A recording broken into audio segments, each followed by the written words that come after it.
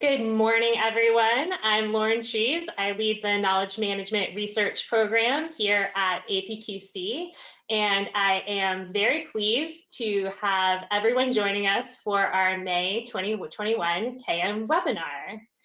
So we have a special treat for you today. We have an extended format, 90 minutes, and we're going to hear about tools and techniques for 2021 KM success, not just from one organization or two, but from 6 different great KM programs. And this is our first time trying out this format. I'm really excited, and I hope that you like it too. So before we get started, just a few things to note. Attendees will be on mute throughout the call, but we do very much want your comments and your questions. And this is a little bit different from our regular webinar. We're not just going to do questions at the end. We're going to do questions 3 times after each 2 speakers. So don't hold your questions to the end. Put those in the Q&A panel as you think of them, as the different speakers are speaking, so I make sure that I can ask those to the right speakers at the right time. And you will receive a copy of the slides and recording in the next few days. And if you want to review anything, or if you aren't able to stay for the whole presentation, you know that that will be available to you. So those of you who attend our webinars regularly will be familiar with our Excellence in Knowledge Management program, which recognizes KM programs that have achieved a level 3, 4, or 5 on APQC's levels of KM maturity. And this is a real achievement. It is not easy. It requires a lot of work to standardize KM and deliver tangible results to the business. And all of our speakers today are 2021 Excellence in KM recipients, so you know that they know their stuff. And I'm going to turn things over to APQC Chairman Carla Odell to say a little bit more about the Excellence in KM program and our 2021 cohort.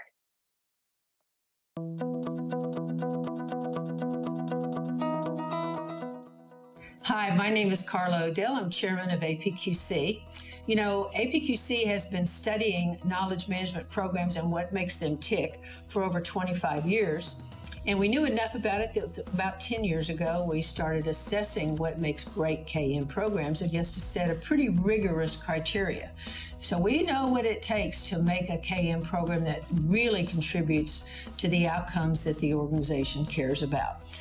And we were looking for a way that we could recognize those organizations who had such excellence in KM and had passed basically that rigorous kind of evaluation assessment process. So in 2019, we started a program to recognize excellence in knowledge management and selecting those organizations that met that criteria. So it's my pleasure today to congratulate and name the 6 organizations for 2021. These 2021 Excellence in KM recipients come from around the world, and from automation to expertise location and communities of practice to content management, they are strategic partners, and especially during the pandemic, an essential resource for their organizations. So the 3 that we are recognizing because their KM program is mature and is deployed across their whole organization is 1, the Dubai Municipality. The second is PTTEP, and the 3rd is Teach for America.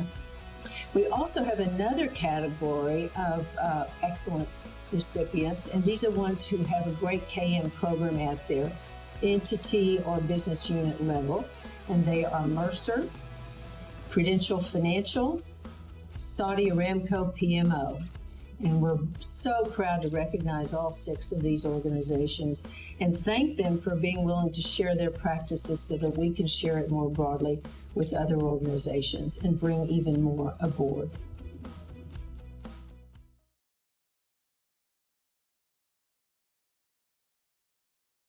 Carla, that was great. And I just want to also recognize and thank all of our 2021 Excellence in KM recipients. We're thrilled to have all 6 organizations presenting today. So I'm going to move on to tell you a little bit about our speakers, and I'm going to ask them to turn their cameras on and briefly introduce themselves. So we're just going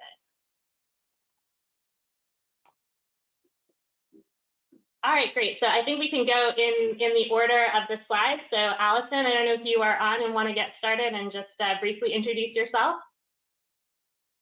I am, thank you. I'm Alison Wilkins. I'm with Prudential, and I am the Director of Knowledge Management for all of our U.S. businesses. Excellent. And then Benjamin Porn, do you want to introduce yourself?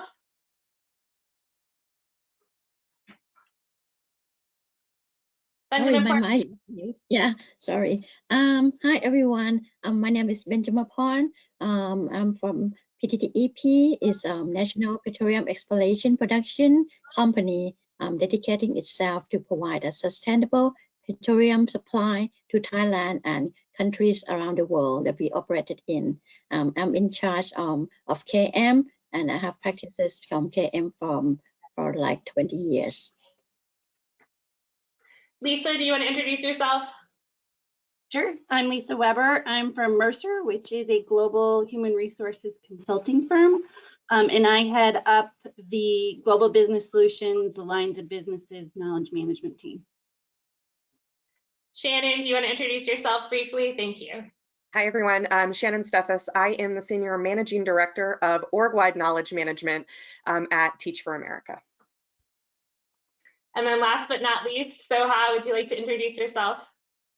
Yeah, hi everyone. I'm Sahara Dwan. I'm Knowledge and Innovation Management Specialist in Dubai Municipality, which is a part of the Dubai government, one of the largest organizations in size and responsibilities over there.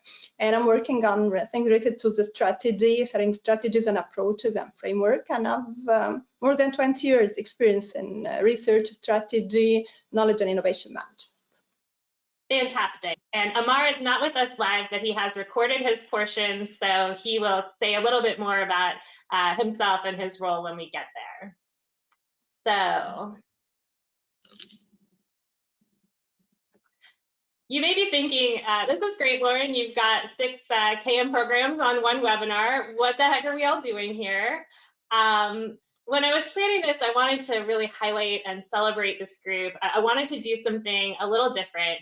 So I immediately thought it would be fun to host a little show and tell. So I asked each KM leader who's presenting today to pick a tool or technique, something practical and actionable that was part of their KM program's secret sauce, something that they felt like made them successful, and prepare just 2 or 3 slides to tell us about it and show it off. So I asked them to be as creative as they wanted, and they've all chosen really cool, interesting aspects of their KM programs to highlight today. So we're going to do the presentations in 3 groups of 2 today. So first, we're going to have 2 presentations that are really focused on connecting KM to business strategy, and then 2 that are focused on tactics for communities of practice, and then finally 2 focused on automation and evaluation. So we'll have 2 presentations and then Q&A with those speakers, and then we'll repeat that twice again. So that's why I was asking you guys to put your questions in as they come and not wait for the end. And with that, I'm going to kick things off with our first speaker, Lisa Weber from Mercer. Thanks, Lisa. Thanks, Lauren. So a little bit of background about Mercer. One of our big priorities at the moment is to make sure we're aligned with business strategy. And the first slide I have, I'll just give a little, we are a global KM team. We have 30 teammates spread around the world. We support the business units, so the consulting teams that advise clients. Mercer is in the thick of a 5-year business strategy, and we have a very crisp plan from our CEO, and it's upheld by the executive leadership team, and it trickles and cascades down to all of us in the organization. So it's a very crisp strategy, and what makes it nice is our KM team can easily align to it. And so within the strategy, there are 3 main enablers: culture, transformation, and digitalization. And I don't know if any other KM leaders out there can identify, those are 3 underpinning components of KM as well. So when we talk about it across the firm, what the business strategy is and what the enablement features are, very easy to align KM. Coming out of those enablers, there are 8 building blocks that we have as the priority as a firm. Those are strategic programs ranging from DE&I to looking at our portfolio of what we consult on, as well as a sales framework. So that's a little bit of background of how our KM team supports the business strategies. It's really easy to latch onto it. When I think about, and on the next slide, Lauren, if I think about what has worked for KM the last few years, 7 things come to mind. Let me talk very briefly about the 7, and then I'm going to hone in on one. First and foremost, we've had really active sponsorship, and some of our leaders have been change agents, and that's just been immensely helpful. So we have the right sponsor leadership supporting us, blazing a trail, helping us forge new inroads. The second component is on analytics and insights. And so there's two prongs to this. One is hard data, the quantitative. So we have some very slick dashboards that we use. And then the second prong is colleague feedback, and that's more the qualitative. I'm going to come back to this in a minute. The third component that's worked really well, and we're still sharpening and honing, is our content creation and doing health checks. And so we have experts that we work with, subject matter experts, thought leaders, intellectual capital leaders. And so our KM team is matched to those leaders. We curate the content with them. We make decisions. We're always making sure things are fresh and current and accurate. The fourth thing is digital transformation. So as we go through a digital roadmap, changes, platforms, that's one side of the story. It's about the technology. It's really about the content. Can you find the content when you need it, where you need it, quickly and easily? That's a big part of our roadmap. The next thing is standard operating procedures. Not sexy, not fun, but definitely needed by our KM team. So regardless if we're working across the enterprise or within business units, industry verticals, segment teams, you know, the pockets, we're all doing the same thing the same way, and it's all about efficiency. So we've spent a lot of time doing documentation. And last but not least, we've resurrected our Knowledge Champions Network. So we had it a few years ago, it went dormant, and we've picked it back up this year. And that's sort of your grassroots, your advocates, who are your cheerleaders, who will help you spread the word organically. And it's a give and take. We push information out to the champions, and they feed information back to us. Let me just jump back up to the qualitative and quantitative, because I'd say if there's one thing that has accelerated us, it's been this. So we have very slick dashboards. We're built in Power BI. We've got data. We've got metrics.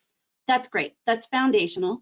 What we've been able to do is click it up a notch. And so what does that data tell us? Where are the insights, which then leads to business decisions? So we've been using that more and more as a tool with the leaders to make decisions on content, content development, what's the correlation to revenue, what is selling with clients, what is the market talking about? So we have some pretty sophisticated activities there.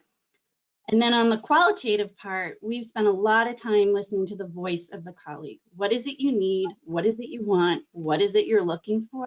And let's make sure we're doing it right. So it's a continuous loop. We use that data, we formulate that data into a database. So when you marry the quantitative and the qualitative, you get a whole story of what people need and what they're using. So Lauren, that's a quick overview of our 7 in a nutshell. And I'll take questions during the Q&A part. Fantastic. Thanks so much, Lisa. And I know that people have questions about data and measurement for KM. I get them all the time. So Lisa is a great person to talk to about that, as if it's something that you're thinking about and trying to accelerate in your own KM program.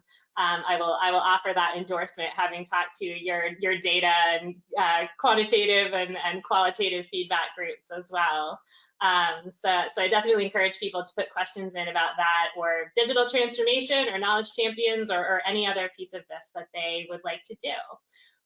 So thank you so much, Lisa. Lisa will be back in a few minutes for questions. I want to move to our next show and tell presentation, and this is from Soha from Dubai Municipality, talking about their knowledge and innovation management system. And Soha, I got to talk to you about this more just on Tuesday, so I'm very excited to see what you're going to share today.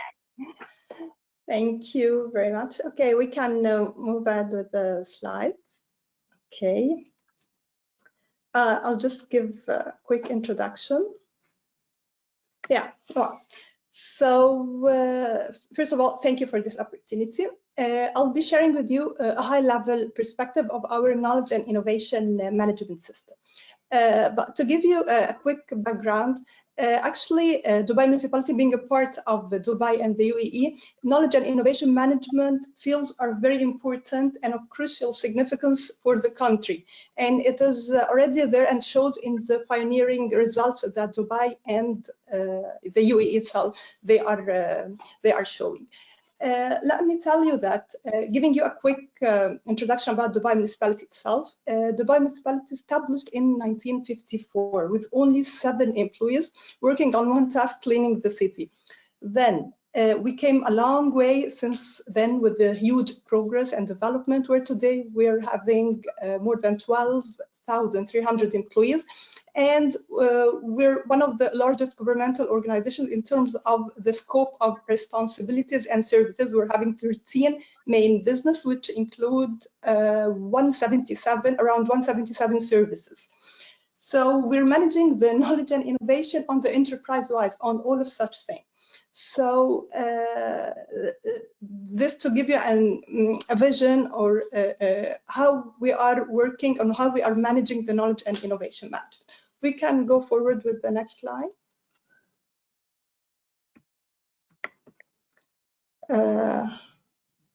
Well, coming to focus on knowledge and innovation management.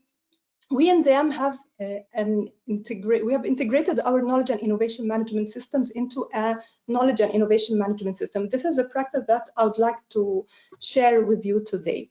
We do believe that this is a strength point, and it helped us a lot in directing our system, the knowledge and innovation management system, towards the results and impact, which is reflecting on the Dubai Municipality business. The impact is on the business itself.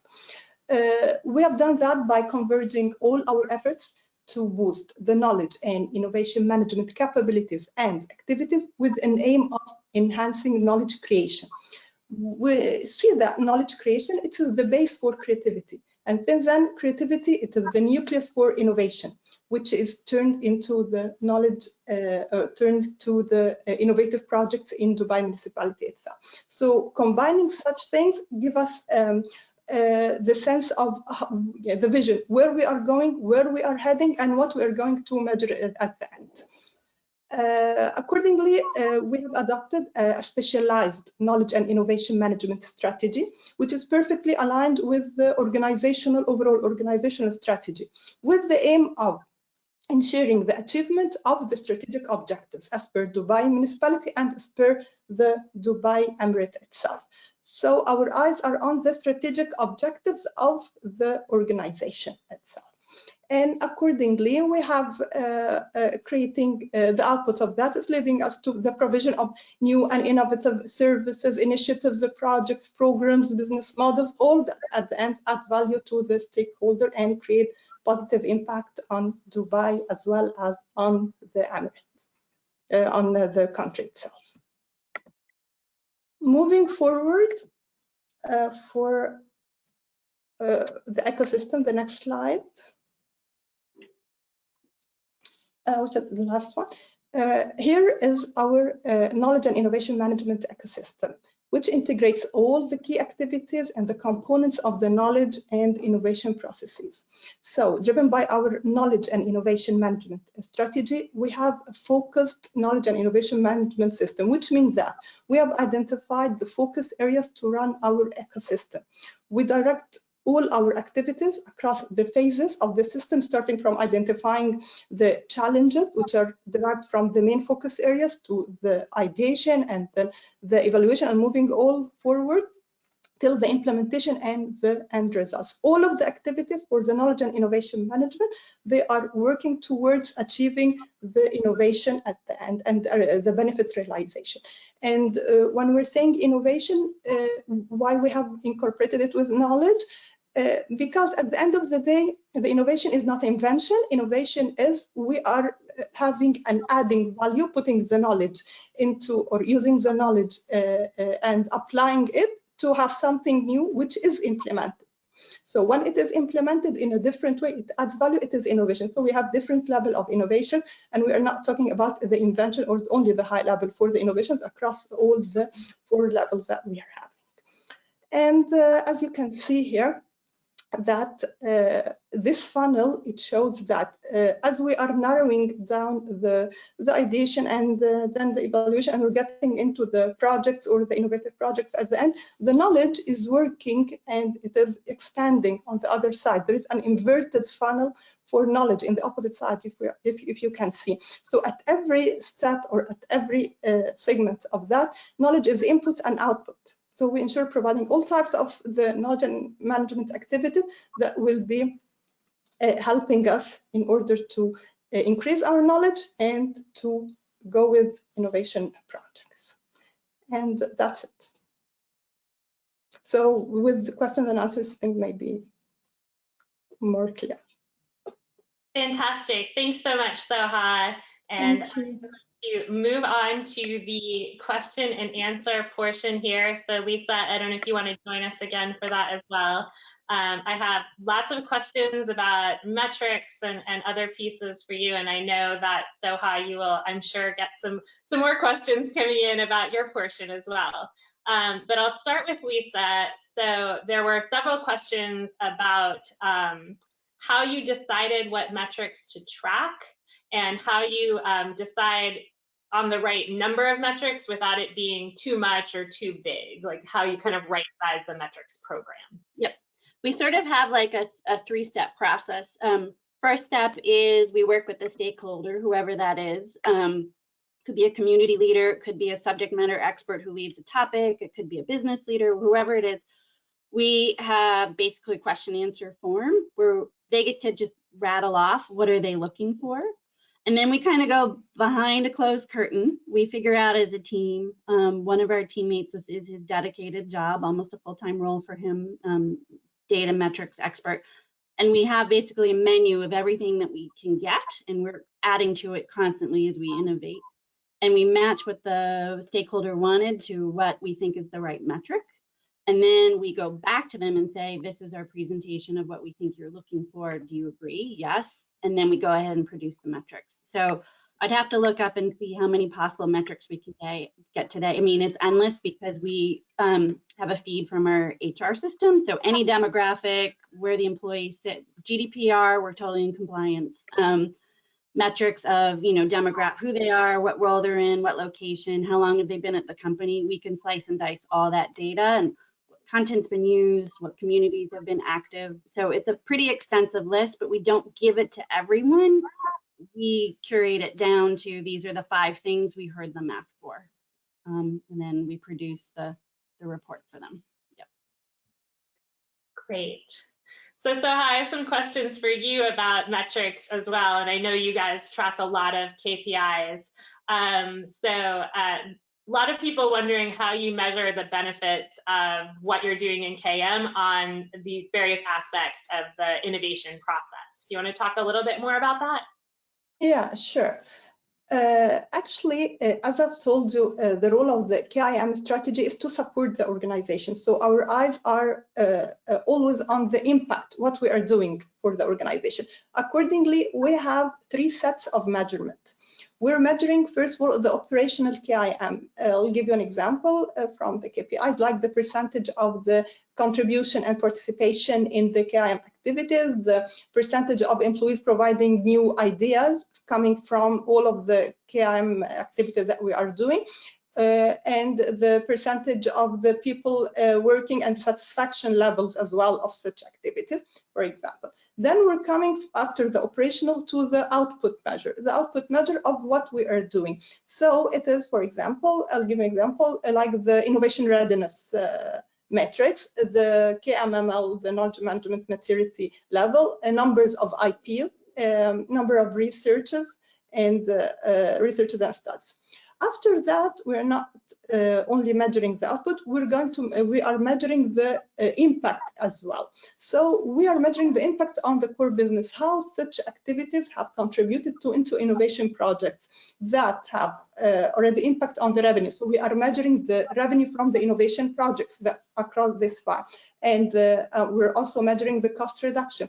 We are measuring also things related to the air quality, to the marine quality percentage. We're measuring things related to the waste management. We're measuring things related to the permits, for example, in the building that we are offering, and we're having like a rate or something across the world. We are between 1 to 3. You have to be from the first 3 all over the world, our ranking. So we are measuring this, the impact, and such impact measures from the core business, we have ensured that they are related to innovation projects that we have been working with them since the beginning, providing them with all of the knowledge and innovation management activities, providing with them all of the required resources, the benchmarking, doing the teams and committees, and applying them. So from the beginning, we know what we are going to do, and we have our eyes. Once the innovation projects are output, they are coming up from the funnel, we are monitoring them with the project management team, and we are also measuring the impact. So that's how we are measuring. And this is all because we are already knowledge-based and innovation-driven, which means that we have focus areas from the beginning. We know where to invest and to employ our KIM. This is because we're a very big organization. So we have to know where to go and where to invest. Thank you. Fantastic. And I do have a comment, Lisa, from Tommy on your team. He wanted you to know that you have access to 500,000 data points. Thank you, Tommy. Thank you. And I would just add on, I would just give advice for anybody that's interested in this, and Tommy on my team is an expert. Data is a foundational component. What we've seen with our leadership team is that next level up. It's the insights that help with the decision making that correlate to the revenue. So if you can get your baseline foundation right, the next step is easier to take into the insights. Yeah, that's great. So I have a couple of questions, shifting gears a little bit, about how you're using big data and in particular AI. Both of you want to speak to that. Lisa, I don't know if you want to go first, and then Soha, if you have any insight on the role of AI and what you're doing, both of you. Experimenting. We're not there yet.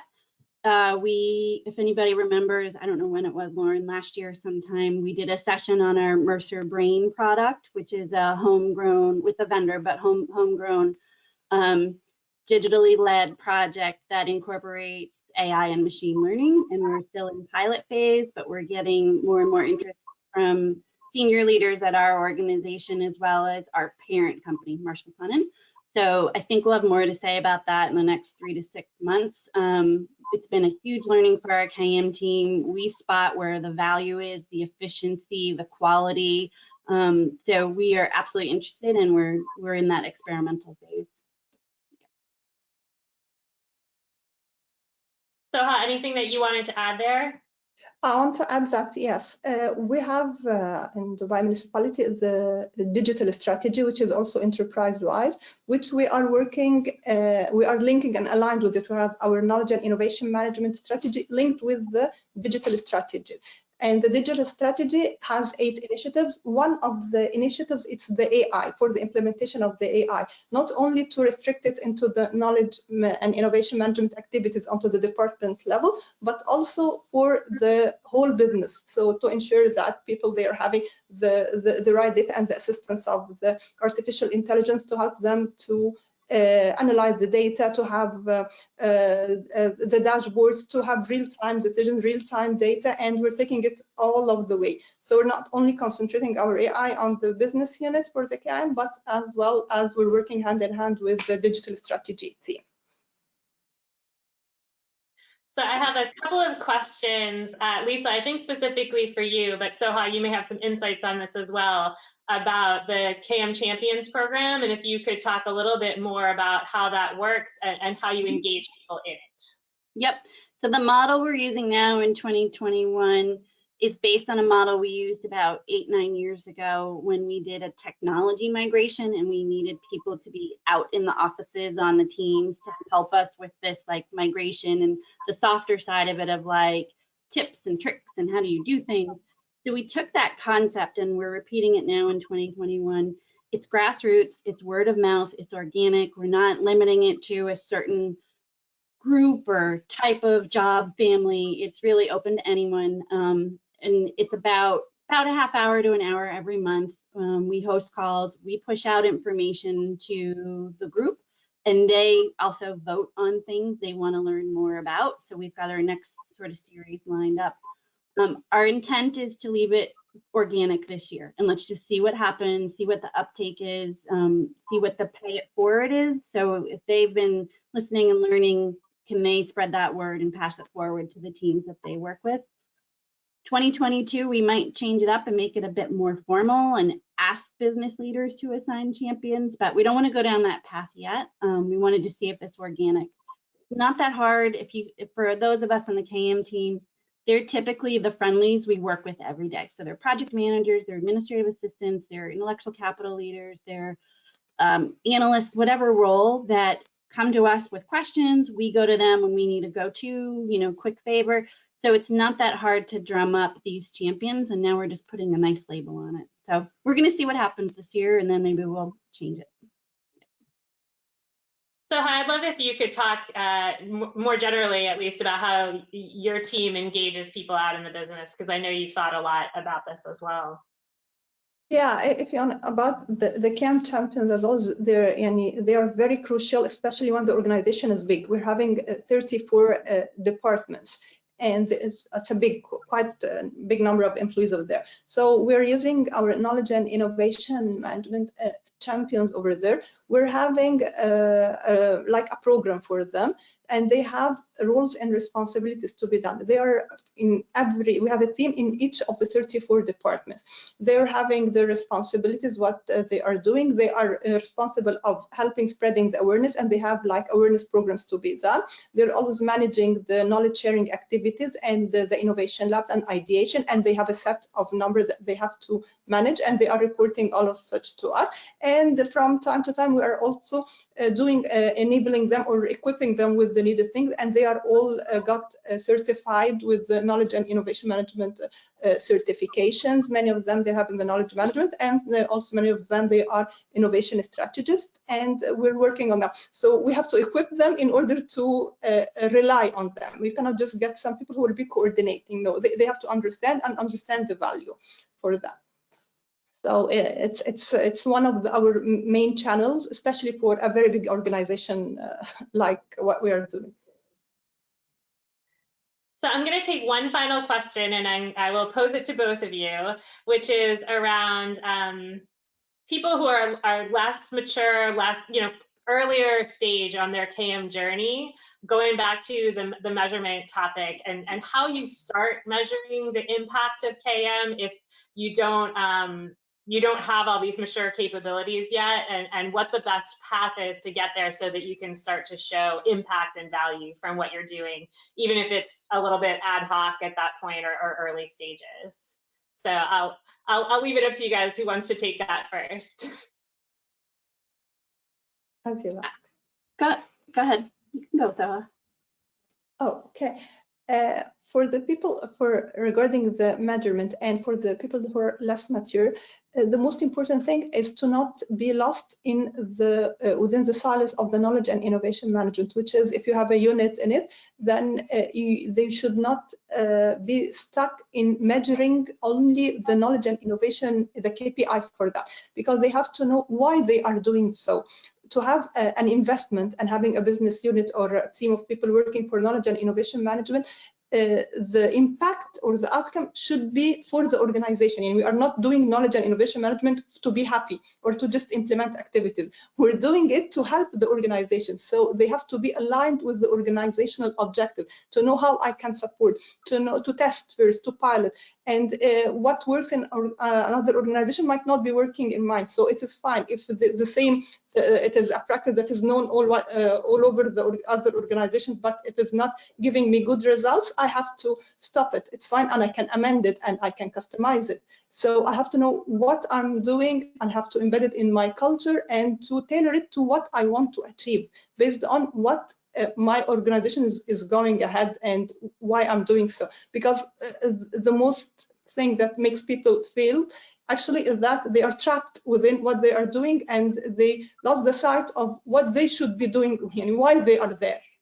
So this is one of the very important things, and even they are doing very small and not complicated activities. It's fine as long as they are reaching the objective. Thank you. I would just add, similar to that, if you have a sponsor, pick 3 things they care about and try to measure on those and show your early success, and then bring in other functional teams that you may partner with. I don't know, in our organization, like marketing, sales, the commercial team, we are in learning, internal comms, we are very much aligned with them. So anything that we can do to support them with metrics, data that leads to insights, that leads to decision making, you'll have better luck. And then I would also say for the less mature organizations, an untapped audience for your metrics, finance, because they will help you get funding, and you're probably going to need funding in order to mature. So make sure you have a story to go to finance, and then HR. What's your story to HR about these metrics? Because they will help you get resources. So they tend not to get thought of, but they can be key advocates for you when you need them, and use your data and a story to help you get what you need. I think that is great advice, and we will leave this Q&A portion here. Thank you so much, Soha and Lisa, for all of the great insights. And if you can hang around, I know on the next round we may have some questions about communities of practice, and feel free to jump in throughout if we have questions where you feel like you'd like to add something. But for now, thank you so much, and we will move on to our next portion of the show and tell. So for the next portion, we're going to be talking about communities of practice, starting with Amar Alomer from the Saudi Aramco Project Management Office. And Amar has recorded his portion because of time zones, so we're going to go ahead and play that for you now. Thank you. Thank you very much for joining me in this session. This is Amal Umair, representing PMO of Saudi Aramco. Today, I will share with you our success story in our communities of practice. I hope by the end of this presentation, you will come away with something good to your improvement in your COB and to the knowledge sharing in your company. Please allow me to give you an overview about our company. Saudi Aramco is leading producer of the energy and chemicals that drive the global commerce and enhance the daily lives of people around the globe. To streamline projects, to continue driving company's growth, and to fulfill commitments to clients. Saudi Aramco relies on a key department, the Project Management Office, or in short, PMO. Different entities within Saudi Aramco support the execution team to deliver projects successfully. On one hand, we have the Project Management Office, PMO targeting to become the center of excellence in project development and management practices through providing project management office support during project lifecycle to enhance decision-making and execution. This is supported by well-established strategies. One of these is to develop the workforce to realize its knowledge potential, innovation, and foster a culture of empowerment. Well, our first point in what made PMO's COB success story is the strategy. While PMO began the knowledge management journey with the end in mind, and our vision is having the knowledge available to the person who needs it when that person needs it. PMO sought, and we are still seeking, to be a learning organization where we learn together, learn from each other, share with each other lessons learned, share with each other success stories, and engage in discussions to project challenges to provide solutions. We in PMO think how to keep learning flowing and think of ways and means to always expand on knowledge sharing. Bring that said, PMO has linked its vision with knowledge management objective and measuring that through well-established KPIs. Additionally, PMO developed well-structured knowledge management plan that translate linking knowledge management with employees' day-to-day activities. Our accountability is assigning knowledge-sharing goals for all employees. The commitment to knowledge sharing in PMO starts from top. It starts with our management and cascades down to all PMO's employees. Every employee in PMO is a member of PMO Services COB, and every PMO employee has knowledge sharing goal, and it is evaluated based on the yearly employee performance. That's how much PMO is committed to knowledge sharing. One of the things that PMO did really well to success is the awarenesses and knowledge sharing campaign. PMO has marched on a very ambitious knowledge management campaign to promote knowledge sharing among employees. Various announcements were sent out to all company employees to promote our COB knowledge sharing platform. The other things that PMO focus on, the internal awarenesses and internal campaign to all PMO employees. This was done by gathering all through communication meetings to ensure that all PMO's employees are engaged on knowledge sharing. Also, all PMO SMEs have notification alert to their COB category of expertise to ensure that all questions are addressed and replied to. Whenever anyone posts a question to their area of their expertise, they are notified to their email Outlook, and so they can just click on the link they received, which will take them automatically to the COB and reply to that questions. All SMEs, whenever they receive a question through Outlook, they reply to the person who asked the question and also share the question and answer with the rest of the community when he or she sees that it is worth sharing, basically utilizing the link I mentioned. To recognize more participation and engagement in knowledge sharing, PMO implemented knowledge management recognition program where top contributors to COB are recognized on quarterly basis, whatever the top contributors are internal or external to PMO. The recognition is usually done through a nice gathering where management recognizes top contributors to COB. PMO implemented some attractive ideas to keep interest of knowledge sharing. To create more interest with employees in knowledge sharing, some of the ideas that PMO implemented in our COB is a question of the week, where PMO posts a question related to a project to expand the knowledge in project. PMO posts the question every first day of the week and posts the best reply of the question at the end of the week. Another idea that PMO implemented is what we refer to knowledge moments, where PMO shed light on key project management terms to ensure that all project team members do have a good understanding of these project management terms. During the knowledge sharing journey, PMO sought to know area to improve in knowledge sharing and implemented those new methods or new ideas that made difference. One of these ideas were the question of the week and knowledge moments. PMO did also an external benchmarking with several companies and completed APQC assessment to identify all areas of improvement. PMO, of course, continues to seek innovation ideas to expand on knowledge sharing. And in conclusion, I hope you find these ideas we implemented in our COB are beneficial also to your COB and to your knowledge sharing program. Thanks for listening, and I wish you the best of success. So our next presentation is going to be from Benjamin Poran from PTTEP, also talking about communities of practice. Benjamin Poran, are you there? Yes. Excellent. Hi everyone again. Yeah, today I'm going to talk about the cultivating communities through the good governance and continuous interaction. Yeah, next slide, please. As you know that there are two kinds of committee of practice. One is self-organizing, and the other one is sponsor COP.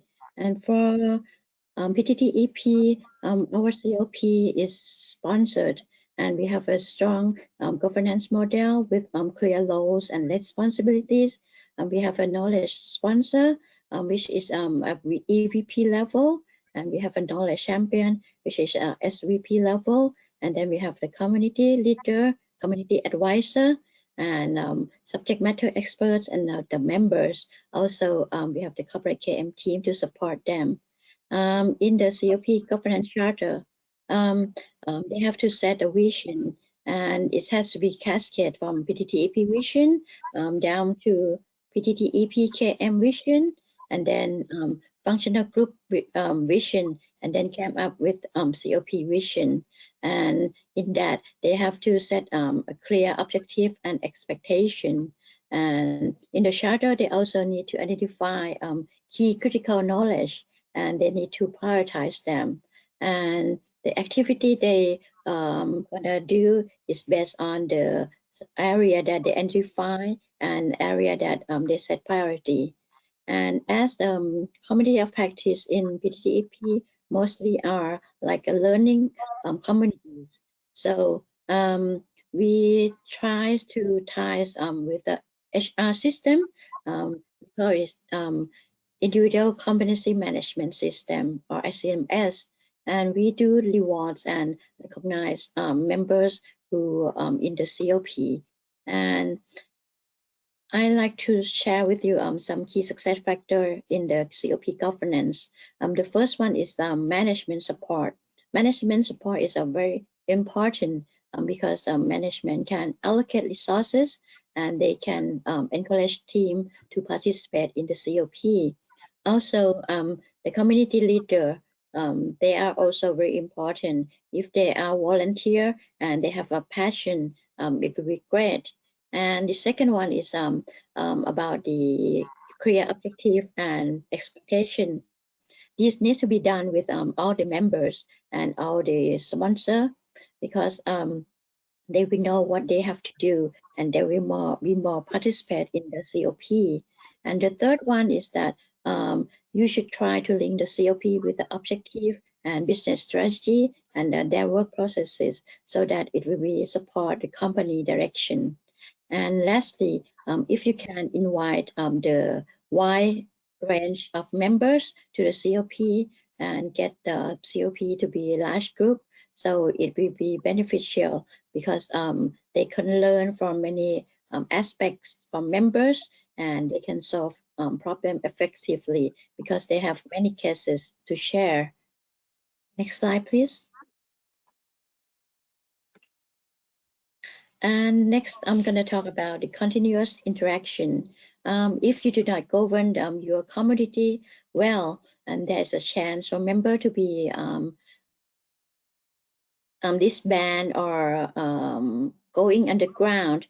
So things that PTTEP used to communicate and interact with members are emails, Microsoft Teams, Lines, Facebook, Microsoft Form. This is where we get survey and feedback from community members on activities they want to do, or the knowledge area they want to discuss.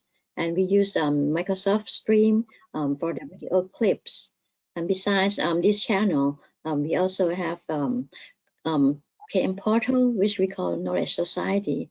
By this, we can access the general knowledge, lessons learned, best practices, and even the content from the members who went for the conference, and they capture and summarize things and put it in back to the KM Portal.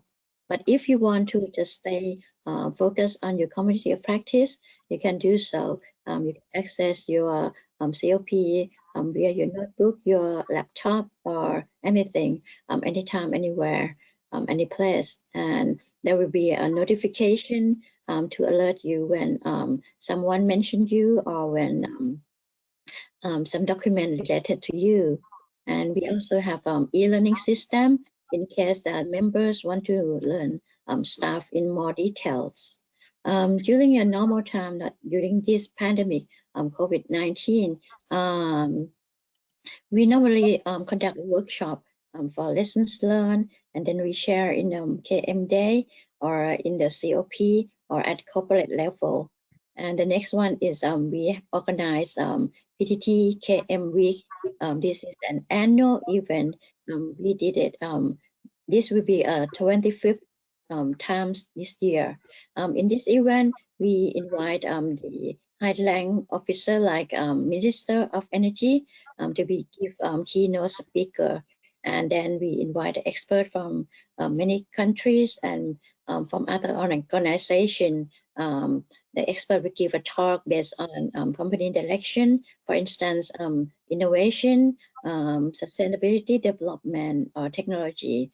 And in the afternoon session, we have a technical forum where the members can share their technical paper, poster, and then they will have a judge to evaluate their project. And this last year we have the KM Week on virtual, and this year we also plan to do virtually again. And next we have the KM Award. We have like a COP award and individual level award.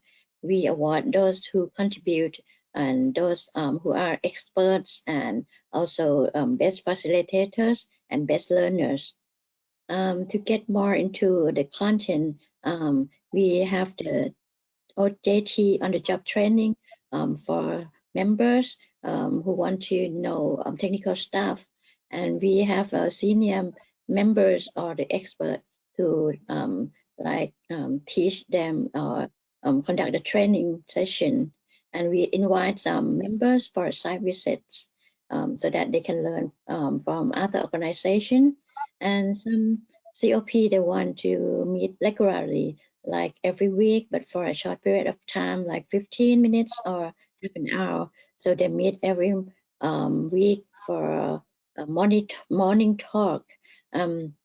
They sometimes raise the issue and ask team members to solve the problem for them. And the last one that I would like to encourage those who implemented COP, if you get a large group of COP members, or you have a gap, generation gaps, and members in the COP do not know each other very well, I encourage you to set up networking activities. For instance, PTTEP set up activities like football, futsal, bowling, or even karaoke. And in this, they can build trust and collaborate more when they want to work later on. And in some, I think that to get your COP active, I think continuous interaction and communication is very important. Yeah, that's the end of my presentation. If you have any questions, I will be happy to answer them. Thank you so much, Benjamin Foran. And we do have a couple of questions. I think Benjamin Foran is a great expert on communities of practice. And I know you guys have questions about communities because I get them all the time. So please do put those into the chat. So the first question we have is, what is the first community of practice that you rolled out? And how do you choose the topics for that community and for all of your communities? So how do you figure out the right topics or focus areas for the communities of practice? First of all, PTEP sets up the community of practice based on our core businesses, like, for instance, geoscience, engineering. And then we have the members to discuss with their sponsor, their leaders, advisor on the topic and the area that they want to focus. And like I mentioned earlier, they have to identify critical knowledge, and then they will plan the activity based on that critical knowledge. And then I had a question around the governance principles. You mentioned management support being important, and they wanted to know how do you get management support if maybe you have a skeptical manager or a manager who doesn't support the community program? Do you have any advice for that? We try to start with the management team that are really supportive, and then they really support us, and we bring out the cases from other companies, how success they did in the community of practice. Like for oil and gas, we use the case of BP and Schlumberger and something like that. So they see the picture and they think that we are in the kind of the same business. So why not? Why don't we try to implement the community of practice in the same way? And then after the successful one, we then roll out to other area for engineering. And for engineering, they are very disciplined. They have discipline based, and so we focus on the knowledge subject based on their discipline. And then we have the big group for the whole engineering to be the big community of practice. So like I mentioned, the larger group is the better, because they see many cases and they can share across business units. So I had a couple of questions about your community leaders and advisors, and how you select people to lead communities and keep them invested in leading that group. Once we start at the beginning, it's like the management name that this person has to be the leader of the communities. But later on, time evolved, and then we have the volunteer leader, and they are more passionate about how to run the community for practice, and they try to find activities that suits their members. And like I show in the slides, that there are many kinds of activities. So that leader who is passionate will try to find activities that really excite their members. So if no one volunteers, I think the best way is to have management assign some people to do the job. And then I have a couple of questions about your technology and what software you use to support your communities, and how that integrates into the rest of your systems, your intranet, those kinds of things. We use Microsoft SharePoint, and right now we try to use the Office 365, and the Yammer are more user friendly. So we work with the IT team, try to integrate the system with the whole company, so we will be the same and in line. And currently we try to develop the system called One System, One Goal.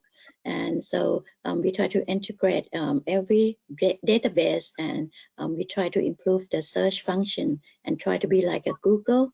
So so members and staff in the PTTEP can search anything they want. So we had a couple of questions about the awards program, and in particular the KM award winners, how they're nominated or selected, what the criteria are for that. Could you talk a little bit more about that? Yeah, at the individual level, we set up the criteria and we send out to all employees, and then they see the criteria. If it fits their style, their performance, they can submit into the system. And then we have a committee members, then we try to rank it, and then discuss about their behavior, whether they really are a committee contributor, are they really an expert, and then we calibrate them, and then we try to select the best expert and best facilitator, best contributor, and best learner. And then we give award at the KM Week event, and it will be presented by CEO or top management. And then I think we have time for one more question. So I'm going to ask you, we have to get a measurement question in, how you measure the effectiveness of your communities of practice. We measure many things, like the activities that they did, because at first we set up the objective and the implementation plan, and then we measure against that, and also we measure the number of practices like best practice, recommended practice that they input into the community. And also we try to measure like number of knowledge transfer and the level of competency that staff, because some like I mentioned that we try to ties with competency management system, and then when we have the senior staff train the junior staff, their competency level must be moved up. So that's kind of one of the measurement. And also we try to measure the outcome of the community, like if they can save costs or save time delivering their project together. Fantastic. Well, that's all the questions that we have and all the time we have for this section. Thank you so much, Benjamaporn, especially I know it's 10 o'clock at night in Thailand, so I definitely appreciate you staying up with us. Thanks. All right, thank you so much. We're going to move on to our next KM show and tell, which is going to be Alison from Prudential Financial. Alison, are you on the line? I sure am. Can you hear me? We can. Thanks so much. Excellent. Thank you. So I'm happy to have this opportunity to talk to all of you today. I'm going to talk about some of the automated workflows that we implemented, and you can move on to the next slide.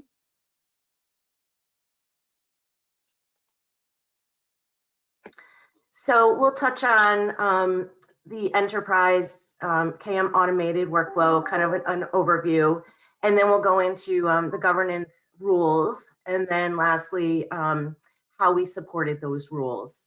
So if you want to move on to the next slide, that would be great. So to give you a little bit of background, at Prudential, we implemented a centralized repository, actually using SharePoint Online, and we migrated over 300,000 knowledge articles. And we did this over the course of 2.5 years. So we followed the agile approach, making it iterative enhancements along the way. And in 2020 rather, we implemented automated workflows, and then later in the year learned that Microsoft was discontinuing those workflows. So they were using a new workflow with Power Automate. And then this required us to really kind of start over and rethink the process. So it took a lot of collaboration, a lot of work with our developers. But as we went through the journey, we really looked at 3 key areas: the people, the process, and the technology. So when we think about people, from that perspective, we established roles, which we're going to talk about in more details in a few minutes. But if you think of things like process owner and content owner and business approvers, we also established a community of practice. And really, this was to educate all of our end users on a variety of topics, including the workflows. So anytime we implement something new, this is the forum that we use to educate folks. Then from a process standpoint, all of the content has an assigned content owner, which those owners are responsible to attest annually to the accuracy of that content. So data integrity is very important to us. We want to make sure that people continue to trust the tool and use the tool. So that's an annual event. And then if content isn't attested to within 60 days, we have a process to escalate, and I'll talk a little more about that. And then the approver process is really designed to ensure segregation of duties and that all content is reviewed and approved for publishing. So for all of our processes, we've documented job aids, really to guide individuals through the process step by step, making sure that they understand. They also can always come to the KM team, but we want them to have the tools available to them. And then from a technology standpoint, we automated an intake process, which is really our audit trail for all incoming work through completion. And along with this, we automated the approver workflow and then attestation workflows. And then we also created micro learning videos for those learners that are more visual. Sometimes people would rather see something rather than read something. So we have both the job aids as well as the videos. So if you want to move to the next slide. So I know some of you have talked about the governance framework. We also have implemented a governance framework. We actually created 8 rules, but for the purposes of today, we'll focus on 2 of them, the attestation and the content approver rules. So you can see here, you know, the attestation is really making sure that content on the tool is not only accurate, but it's also relevant. And it ensures the integrity. So that is something we are very, very strong on, and something that we've automated to ensure that that's working and that's happening every year. And then the KM approver, as I said, you know, they're responsible to make sure that before content is published, that it should be published. So they're doing kind of that final review and approval of content. So we wanted to make sure that we automated that so it was easy for them to approve content. So if you want, you can move on to the next slide. So here we go a little bit deeper into each of the roles. So our process owners are accountable for their business processes. So we expect that they, you know, are experts and they understand their business. They oversee the attestation process and really make sure that individuals are attesting to the content. And then they are really the ones that are responsible to assign content owners. So I'm sure if you can imagine, when you have 300,000 knowledge articles, we had to get content owners for each one of those. And, you know, people change jobs, they move around, things of that nature. So it's really important that that stays up to date, and we will leverage the process owner if someone has left and, you know, we're not getting a response. And then the content owner, they are the ones that actually are responsible to make sure that content is accurate. So they're reviewing on the annual basis. And then once they perform their review, they send it for approval, basically saying that, yes, I've attested to it. Yes, it's accurate. And then that segregation of duties that I spoke about is the approver. And then the approver is responsible, you know, for one, the review and accuracy, but they have 4 business days. They get notified 4 business days to approve. And then once they approve, that's really considered final sign off for us, and content is published on our tool. So to take a little deeper dive into each one of these workflows, the attestation workflow was established, as I've mentioned a number of times, to ensure content and accuracy and relevancy. But what happens is that the workflow triggers a notification via email to the content owner, and it notifies them that they have content that requires a review and attestation. And the notification has a link, which they just click. It brings them directly to their content. They review it and then submit it for approval. They have 60 days to complete it. And if they don't, within the 60 days, there's an automated escalation notice that's sent. And then in addition to that, the KM team actually runs a quarterly report for overdue attestations, and then we'll notify the process owner to address those overdue attestations. Then on the approval workflow, this was created to ensure, like I said, that content changes or new content is reviewed and approved prior to publishing. We have preset approvers for each business, and this really was to streamline the process. So for example, when content is updated, an automated notification via email is sent to that preset approver group with a button that essentially says, click the button to accept or reject. So they get the link to the content so they can review it. And they also get a link to what was requested or the changes that were requested. And then the button is as simple as just clicking accept. If they accept it, then the workflow is complete and the content is published. If they select reject, then the workflow ends and the content isn't published. So in summary, what I would say, the Power Automate gave us definitely more flexibility to streamline and provide a better end user experience. I can tell you that the approvers have responded very positively. They love the simplification. The old workflow was many steps. This workflow is just a press of a button. With attestation, we passed an internal audit because we had the attestation process automated. So those were two really big wins for us.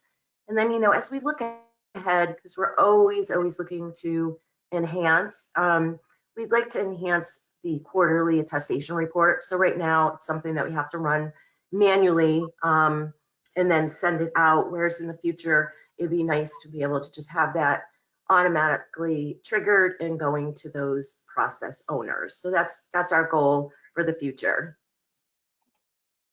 So I will stop and pause and see what questions we have. Alison, that was great. Thank you so much. And if people have questions, not just about the automation, but all aspects of content governance, I highly recommend putting those in the chat. We are going to do one more presentation from Shannon, and then we're going to do both of you in Q&A at the end. So we should have plenty of time for questions as we move forward. So Shannon, last but not least, from Teach for America, talking about local knowledge management diagnostic. Thanks, Shannon. Thanks, Lauren. Well, I'm excited to be here today with our KM community and my colleagues from Teach for America that are out there in the audience somewhere, including my partner in all this work, Stevie Carnation. So thanks for having us for the show and tell. We're going to share with you today about our local KM diagnostic. So you can move to the next slide. So here at TFA, our people are generally bought into the benefits of good knowledge management practices. They know if it will help them. They know they want to be good at it. But our people also told us that when they think about doing knowledge management, they don't really know where to get started. And even if they do know where to get started, they often don't know what to do to get better. So the diagnostic that you're going to see a little bit about today is a tool to help them get better at knowledge management in the way that they want to.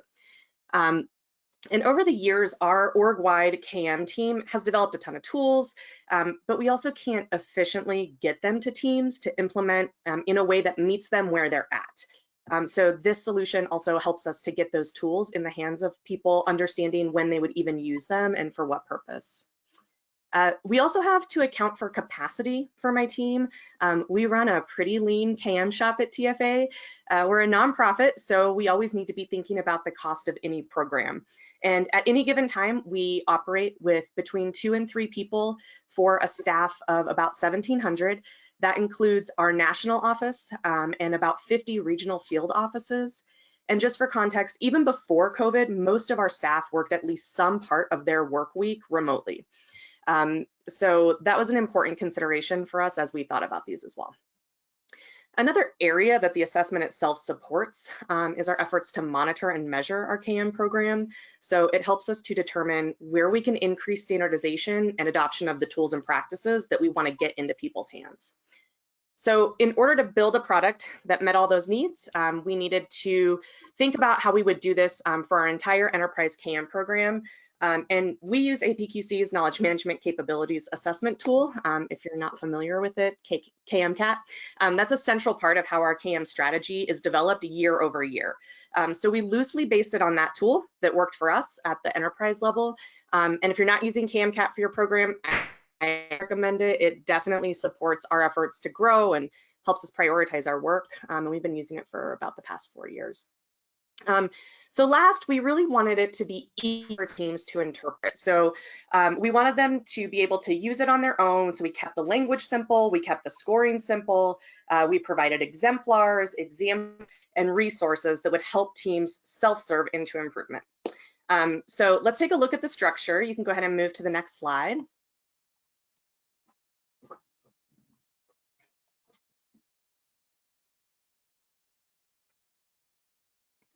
Okay, so here is the basic framework and what is tracked. So here you can see the 5 items that we're tracking across the top there. This is based on some research that we did a few years ago that named 4 main KM problems and 1 condition for successful implementation. So those are the column headers that are the colored columns. So that is findability, meaning our people can't find what they're looking for. The second problem is expertise and experience capture, so we don't record what we know for reuse. The third is knowledge gaps. We don't know what we don't know, and we don't work to create the knowledge that fills those gaps. And then the last problem is content validation. So our people don't know if they can trust the knowledge to be our best asset when they do find it. And then the last one is the culture, the conditions, and the support that's required to make knowledge management thrive. So each of these areas has a number of then actionable steps for growth, which are the rows below each problem that are numbered. So for example, if your team is looking at findability, you're asking questions around the degree to which your team is implementing a shared space for your files, employing a standard naming convention, controlling the permissions so that the right people have the right access, archiving outdated and obsolete content so that it isn't clogging up the system, and are people actually self-serving into the resources you've given them access to? So that's one example of some of the things you would be looking at as you get into just one of those categories. And I'll name that one unexpected byproduct of this assessment came from the value and support column. So when people started doing this assessment, they were reporting back to us that this section was really challenging to score. However, it prompted deep conversations about the actual function of their teams that otherwise might not have happened. These might be things that are tangential to KM problems, but the assessment brought them to the surface. So one thing we heard back from one of the teams that took this assessment for number 3 in this section, number 3, the full descriptor reads, "We create psychologically safe conditions to share both successes and failures." So this team had said to us, well, we don't know if we do this. We don't even know how to go about finding out if our team feels psychologically safe to share. So that prompted a lot of conversation within the team about why don't we know if our people feel like they are safe, and what do we need to be able to do to assess that? And it also set the stage for people on that team to start talking about if they do or don't feel safe, and why some staff were experiencing different levels of safety, and so on. So this section has been pretty profound for teams to dig into and has surfaced larger issues of culture just beyond knowledge management. So let's take a look at the actual assessment itself. Here's an example of what you might look at as you're getting into the assessment and what our staff see. So I'm just going to walk you through this one example of what one of the sections looks like. So up at the top in the dark blue box, you'll see the associated problem. In this case, we're looking at knowledge gaps as the problem. And the positive behavior that we want to see if the problem is solved is that people know what they don't know and they work to eliminate the gaps. So that's the problem. And then in the first column, you'll see one of the KM practices that we believe needs to be standardized in order to solve the problem. Right now, you're seeing just one of the 3 practices for the knowledge gap section. But this first practice in that section is knowledge mapping and gap analysis. And we've also included examples of what that looks like in practice for those that are new to the idea of knowledge mapping, have never heard of it before. And then in the next 2 columns, you'll see there's a space to score and record evidence. The evidence is important because we want them to be able to reference what was happening when they last scored themselves, and it gives us evidence of what is happening at the team level in different parts of the organization for our team to take a look at and see where are people experiencing success and where are people experiencing challenges, and how can we either support that or capitalize on those successes. And then in the last column, you'll see the resources that we've developed and housed in our digital workplace that can help teams get started to guide them to the behaviors that we think will help in adopting this practice. So by creating this assessment, we also uncovered our own gaps for our knowledge management team. So we realized there were resources we had never created. So there were problems we wanted solved. We wanted people to be doing things, but we've never actually given them the tools to do that. So in this one, we had the tools for knowledge mapping, but we did not have any tools for what to do once you've identified a gap, or even how to identify the gap we knew we had to create tools for that if we wanted to see improvement. So it helped us also kind of do our own gap analysis in that way. So once this assessment is completed, the team submits to org-wide KM, and then they can request a consult to make a plan of action or to get support for an area they've already identified for themselves to take steps on next. And so for us, what's next is we are working to continue to socialize this tool across all our teams. And we're looking to create a more dynamic technical interaction for staff that will also feed this data directly back to us and connect this to similar tools that we have other teams developing for other areas of organizational learning across our organization. So we're really excited to see where this goes, and we would love to connect with others that are doing this work and continue to learn and grow with all of you. Fantastic, Shannon. Thank you so much. This is great. And Allison, if you want to jump back on as well, I have questions for both of you in the queue. So Allison, I'm going to start with you. Content review workflow looked great. Would Allison be able to comment on the engagement rates she's seen so far? Any trends, for example, rates of people actually looking at content before they click approve or before they, click that something's okay to move forward? Yeah, we don't measure the actual rate of, the approvers actually, reviewing it, but we do know that they are reviewing it, because there are plenty of instances where they'll come back and say something's missing, something needs to be added, there's a deficit, or they'll reject it because it shouldn't, somebody may submit something to be archived and it shouldn't be archived, so they'll reject it. So we know that they are reviewing it. I can't say that 100% everybody is, but eventually it'll catch up. So the next question I think could go to both of you. I'm going to start with Shannon. How do you have any advice to check on the quality of content in a self-service platform? So I feel like both of you have had experience with trying to measure content quality and get your arms around that. So Shannon, if you want to start. Sure. So I think that we have several ways of doing that, and certainly something that we're always working on as well.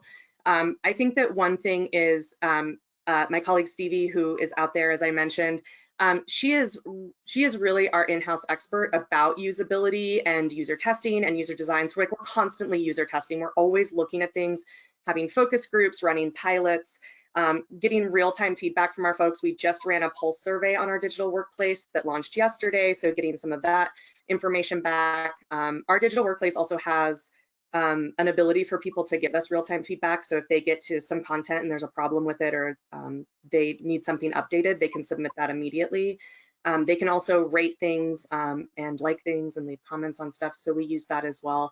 And then, we try to just really maintain a good knowledge life cycle where we are constantly assessing the need of our staff. What do they need? Do we have it? Do we need to create it? Get it in the system? But then also making sure that there's a review process.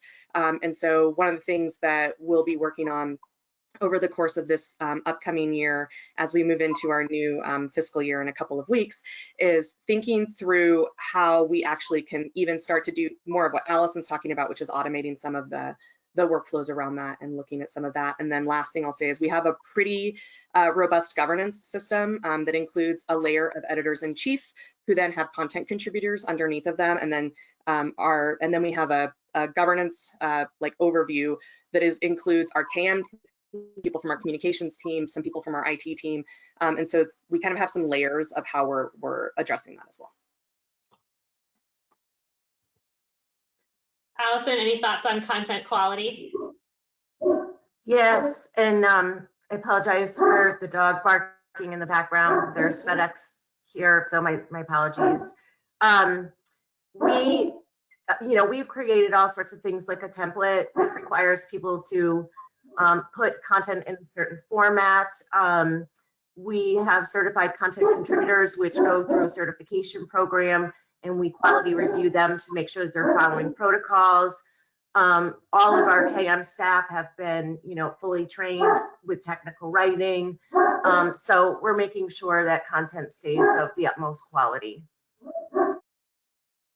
Shannon, I have a couple of questions for you about the polls that you mentioned, how you identify who you're sending the polls to, what the audience looks like, and how you avoid fatigue for polls and surveying your audience. So I don't know if you have any thoughts on that.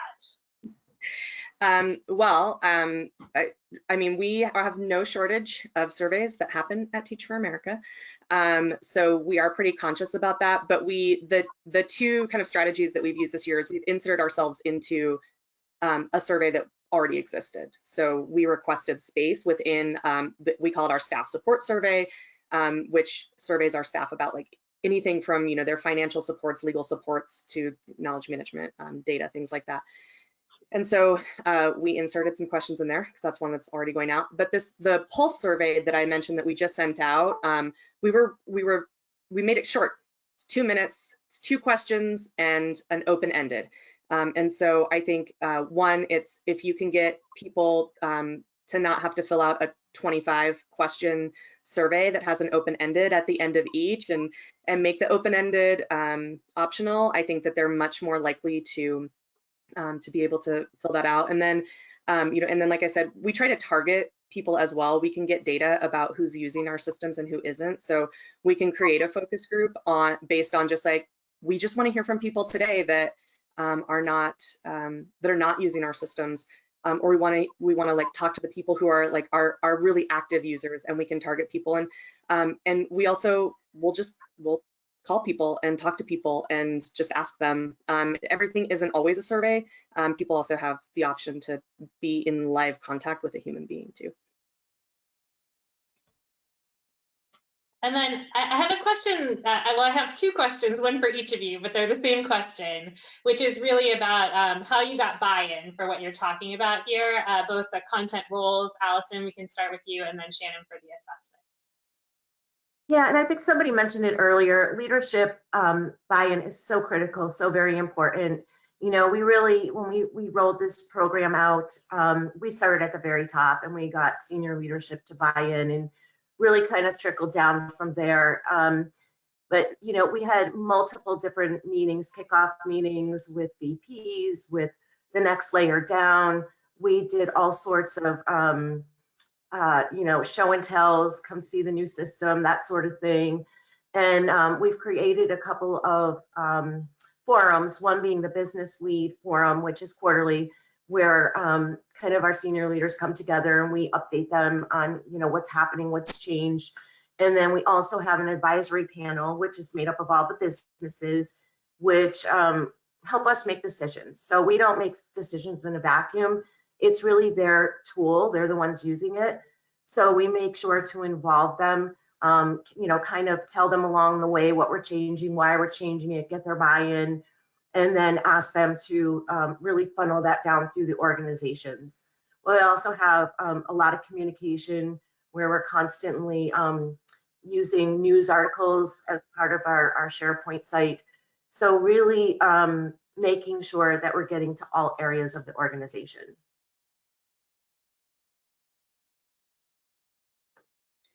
Shannon, do you want to talk a little bit about buy-in? And I think the question was specifically buy-in for the assessment and how you get people to do that and then actually go fill those knowledge gaps and things like that. Yeah. So again, leadership. We actually had planned to start working on creating the assessment later in the year than we did, and it was our senior vice president of our org-wide learning and strategy team that came to us early in the year and said, when is that assessment going to be done? And I said, oh yeah, we'll get to it. We're going to get to it in a couple of months. And she said, I think you should do it now. And so once we had it, you know, she really started promoting it with our executive leadership team. But then we also have, we have 2 sets of governance bodies outside of our digital workplace. We have our digital workplace body, and then we have a knowledge cabinet, which is our on-the-ground knowledge workers that can feed back information to us and we give training to. And then we have a knowledge steering committee, which are more team leads. And these are folks that are bought in. They came to us, they want to be part of these groups. And so we socialized it with them first, and they were the ones that started taking it to their teams, saying, you know, we think that we should do this, and getting their teams to do it. So we started there. that's kind of where we're at, and that's where I'm saying, like, now we kind of want to socialize it more broadly, because that doesn't mean every team has used it. We've had about 25% of our teams at some level have used it. So in this coming year, we're really looking at trying to get that, you know, closer to like 80% of our teams have completed the assessment. But we also know some of that is because, again, because we need to do some upgrades technologically with how people are accessing it. Right now, it's a document. Like, they fill out this document, they give it back to us, we take a look at it, but we want it to be a little bit more interactive, and I think that that'll help drive some of that as well. Great. Well, we've got a couple minutes left. I'm going to ask you guys one more final question, which is really around how you're measuring the impact of what you're doing and communicating that back to the business. So, so I'll give you 30 seconds each to talk about that. Alison, do you want to start? Yeah, absolutely. I mean, we do surveys for our community of practice. That's one way that we measure through feedback. We also measure, you know, based on different forums that we have, like the Content Contributor Forum also provides us feedback. As I mentioned, the advisory panel is another way that we get feedback. So that is definitely a measurement. We also have metrics and reporting. So we're able to see, you know, how many people are using the tool, what are they hitting, which allows us to see the effectiveness. And like for attestation, I mean, clearly we've elevated it to a point where people are definitely getting the message that this is important. They're asking us lots of questions because they want to do the right thing and they want to get their attestations done. So that is showing us that there is a level of care and importance out there.